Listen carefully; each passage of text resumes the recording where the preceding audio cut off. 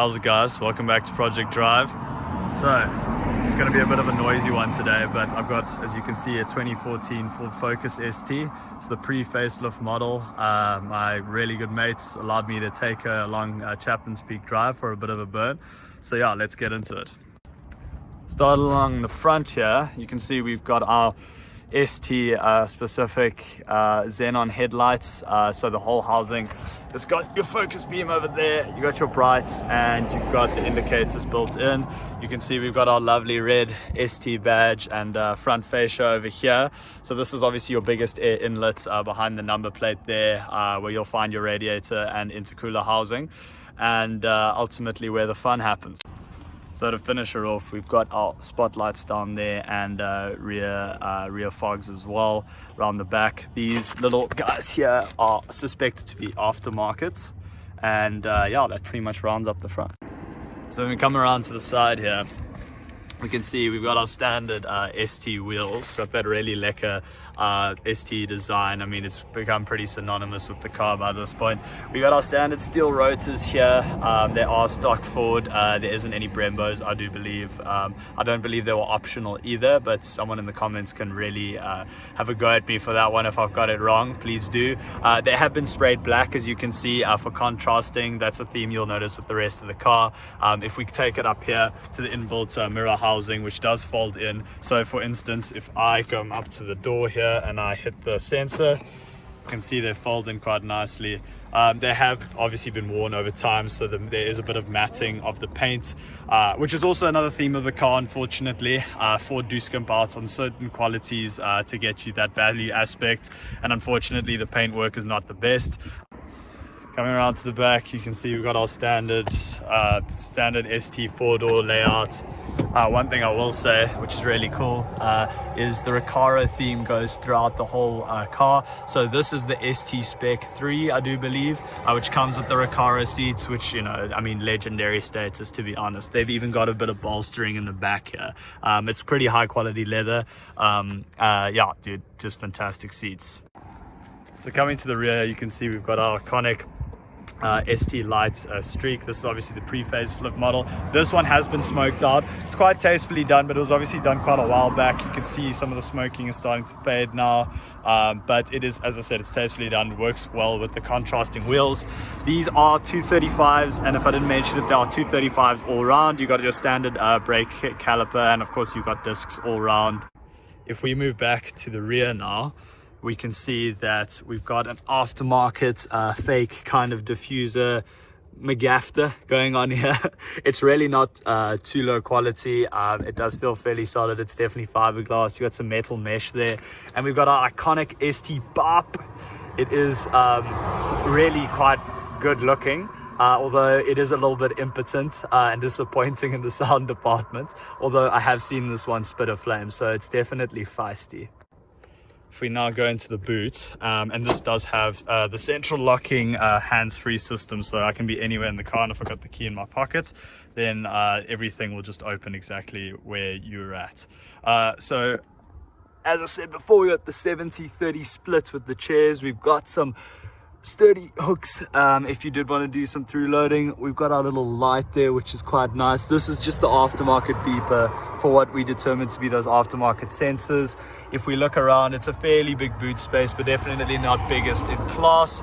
We've got some hooks here for your shopping, which is really nice, quite tastefully done.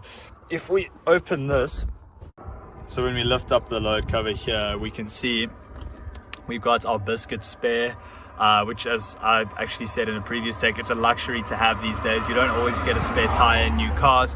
We've got our safety triangle, and what else came with the hook is, of course, your little latch for the front there. So coming into the passenger seat of the Ford Focus ST, as I talked about earlier, it's really lekker to be in these Recaros all round, very comfortable.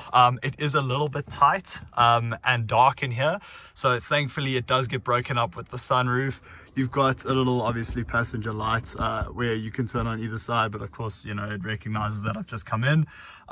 There are a little bit of pieces of metal trim here to make it feel a little bit more upmarket, but a lot of it is scratchy plastic. You do obviously get electric windows all around, and you get pretty decent door bins, and then there's one of the standard speakers that are in here. The sound's pretty average. It's not great, not terrible. The tuning is pretty decent, but nothing to write home about. You do get a 12 volt back here. This is obviously a 2014 car, so no USB. You do get some nice pouches here for anything you might want to put in. And that's pretty much it. I mean, of course, your passengers are going to want to be holding on for dear life while you carving Chapmans Peak, so you have got a bunch of crap handles.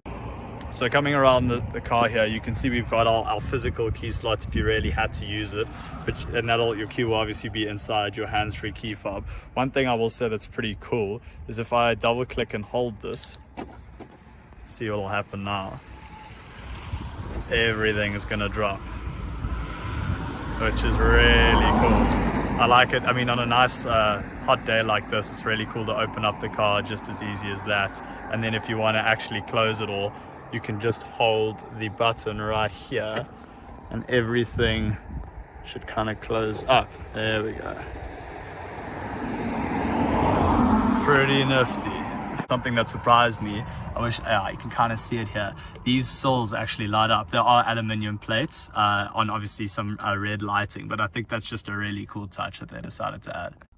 Coming into the interior of the Ford Focus ST, you can see we've got our a little bit dated but pretty well-rounded ST 2014-2013 steering wheel. We've obviously got some cruise control, although there is currently an error with that. The electronics are not always that reliable with this particular unit, so I don't know if that's something that they typically had issues with for this generation of ST. We've got a very basic but well, by today's standards, button set up with a little screen there. We got your obligatory ST dials, which is really cool. Some people don't like them, they think they're kitsch and cheap, but it does show you your oil pressure, your temperature, and your boost. So I think all pretty important things to note. Got our 6-speed manual here that someone did try to paint over, so that's obviously coming off now. It's pretty snickety, it's pretty short. It does really translate quite well once it's nice and warm, so you can feel everything that's going through the transmission, which is really nice. You got your pretty standard cup holders here. You got your armrest with all the rest of the paraphernalia. So you got your USB in and aux in there. And you've got some metal trim, but as I said, it's kind of, you know, a little bit soft touch up here, but it's mostly scratchy plastics. And you've got all the rest of your controls over here, so that's for your mirror, and that's all for the rest of the doors there. You have got automatic lights, which is quite cool. So what you're seeing here is not indeed a Ford panel gap. It's just just me obviously releasing the bonnet there. So I'm just going to release it quick so you can see the 2 liter that's below it. So now that I managed to get it up without burning myself, you can see we got our black plastic cladding. Obviously you get your oil, check your oil. This is the 2 liter that makes about 184 kilowatts. Yeah, purring along at 140 something thousand Ks. Yeah, it's doing pretty well, I'd say. That should give you a bit of a taste. And there's a bit of turbo. There it is. Lovely. Okay, so you now join me for the obligatory spec review. I don't actually have my book with me, so I'm just going to read off my mate's phone. But as you can see, it's obviously a 5-door hatchback. It's the only way they came. This was part of the Ford like worldwide program they had, so it was a focus for everywhere, including the States. The fuel efficiency, according to what it says here, is 7.4 liters. Engine size is, of course, a turbo 4-cylinder. And it is the 2 liter variant, not the 2.3 that was later found in the RS. The 6-speed manual, it's the only way it came. Okay, so the weight of the car is about 1435 kgs. I think that's weight. And then the wheelbase is 2648. So it's pretty big. It's about the same size as a Golf, maybe a little bit longer, I think, in size from what it looks like. The ground clearance, I won't really comment on for this. It goes over every speed bump in Cape Town just fine. But this has definitely been lowered. Whether that's on the stock suspension or not, I'm not entirely sure. But the ride doesn't seem to be too compromised. Okay, so driving the Ford Focus ST, here we go. We'll start off with a bit of open road here, and the car is warm, so I'm going to give it a bit of a rip just to start us off.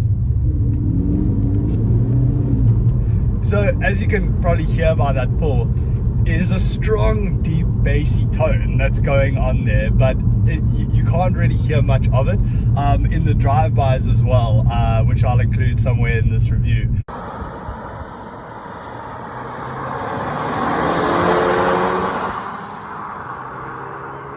You can hear that there's something in there, but obviously they've tuned it and they've obviously saved some money by not going with a valved exhaust. So the engine itself is super strong, and that's what I've generally heard from people who've driven GTIs and STs. This engine really is a great unit, engine made for this specific platform ST. And yeah, it's great. It pulls pretty much all the way to redline of 6,500 RPM. The gauges behind there are fantastic. It's actually a bit childlike, so I understand why some of the older reviewers kind of lambasted it, but I don't really understand it from my perspective. I think they're fun. I think it just elevates the car, to be quite honest. The steering wheel, it's really nice and cushioned. It's not the best grooved steering wheel, so you know, like sometimes I'm trying to figure out exactly how to put my hands on it to get comfortable, but yeah, the on-center feel of the steering is quite good. It's well weighted, it's not too heavy, but you do have a good sense of where the wheels are on the road, so that is always positive. Talking about the seats are definitely a highlight. Anyone who will tell you who's been in these seats, and if they don't, they're a moron. They are fantastic. They are not cooled, but they are heated, which is really nice. They're not standard, so I do believe this is a premium package. So you got a standard Focus ST, which just has ST seats, which are cloth as well, so they're not as nice as this. The leather quality on these Recaros is pretty good. The transmission. Talking about the transmission, I did talk about it briefly in the interior review. It's a good transmission. It's not the best you're gonna feel, but it does work. It's nice short throws. It's notchy, but not like BMW notchy, which in my opinion is too notchy. And it's well assisted as well, but not overly assisted. So they did a pretty good job. The gearing is really nice as well. You can actually use your gears. I'm always shifting the car. I feel like I'm actually involved. And it's good. It talks to you. I think that's something that maybe people are getting lost in these days with all the electronics. I mean, I drove my parents' car the other day and thought to myself, do I need all these screens, you know? Talking about the ride, I did say that this car evidently has been lowered, so I don't know if it's on different coilovers or if they've done it on the standard coilovers, but the ride's good. It's really not too harsh. I mean, these seats absorb most of the undulations in the road anyway, so even though we don't have perfect roads, you know, in South Africa, it does a perfectly good job even over speed bumps, and it's nice. It stays flat in the corner. I'll come around the corner, no worries. I mean, and everybody who's driven Chappies knows that the bends are everlasting. You really don't get out of a bend, to be honest. The power comes on quite immediately at around 2,000 RPM. There's really not that much lag. For instance, if I push it now, I mean, I didn't even push flat foot there, and it absolutely gives me the freaking berries when I push it like that. So that's also really good. You know, you can put a massive turbo on your car and give it stupid power, but you want drivability, and that is one thing I will say that I've noticed driving this car. It's very drivable. Nothing about it makes me go, oh, this is scary. You know, it's bigger than my car, so I've got to be careful of it, but especially through these tight, twisty roads. But as I said, everything's talking to me, so I don't need to, you know, look over the bonnet. You know, I can tell where everything is. The seats are fully adjustable and electric. So yeah, it's a livable car. It's got all the necessities you would want. I said the cruise control was being finicky at the moment, so that is an electronic fault, but it's got all those things, you know, even with a manual transmission. I want to talk about the throttle sharpness. So it's not so overly sharp that every little thing you do is going to be so jerky like that, but it's a good mix between, you know, you've got a really good sense of control with the car. I mean, obviously there's lag and there's a turbo, but you understand when it's going to come on. It's very predictable in that way. I will say the steering, although it is electric, does give you really good feel through the road. The electric steering units that I've tended to use tend to be pretty good, but I've never driven something like a Porsche, you know, which has legendary hydraulic steering. So maybe I just don't have the experience, but from what I can feel, you know what the car is doing. It's obviously, as I said, it's probably not the best steering in the world, but it's just enough, you know, and it's light enough for everyday use. I haven't really had a good chance to stomp on the brakes yet, but I'll definitely be talking about that. But for everyday use, it's got that standard little bit of plushness, you know, which you want in like an everyday car. So it's not wooden or hard, but it is fairly predictable. Yes!